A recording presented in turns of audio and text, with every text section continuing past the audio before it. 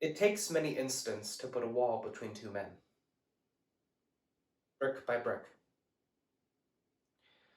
Sometimes you're not aware of the building of the wall, and sometimes you are, though not always strong enough or willing to kick it down.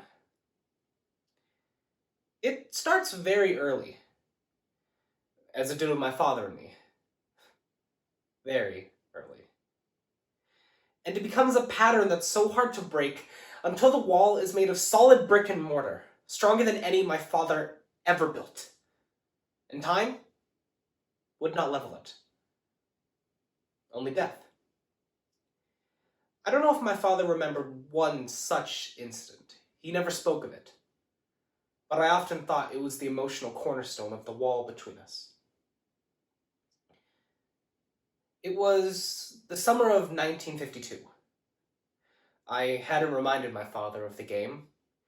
I was afraid he would show up and embarrass me.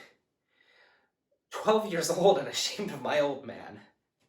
Ashamed of his dialect, his dirty overalls, his bruised fingers with fingernails lined with dirt, his teeth yellow as old ivory, and most of all, that lunch pail, that symbol of a working man.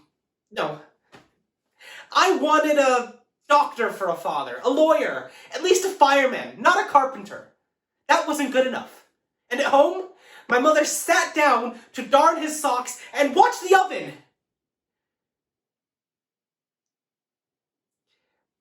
I remember stepping up to bat. The game was tied. It was the last of the ninth, and no one was on base. And I saw him, sitting on a bench along third base. He grinned and waved and gestured to the man beside him. But I pretended not to see him.